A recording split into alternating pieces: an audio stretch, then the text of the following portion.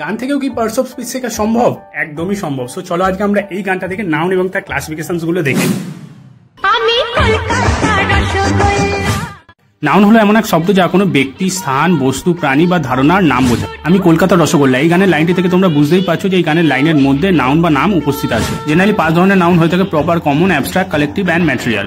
যে noun specific কোনো ব্যক্তি, বস্তু বা স্থানের নাম বোঝায় তাকে প্রপার নাউন বলে। এই গানে উল্লেখিত কলকাতা একটি প্রপার নাউন।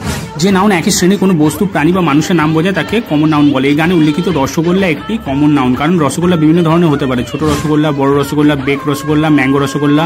কিন্তু এখানে রসগোল্লা একটি শ্রেণীকে বোঝাচ্ছে, তাই রসগোল্লা এখানে একটি কমন নাউন। যেসব পদার্থ দিয়ে কোনো কিছু তৈরি হয় তাদের নাম বা নাউনকে ম্যাটেরিয়াল নাউন বলে। যেমন রসগোল্লা তৈরি হয় দুধ এবং চিনি দিয়ে, সেই জন্য মিল্ক অ্যান্ড সুগার হলো একটি ম্যাটেরিয়াল নাউন।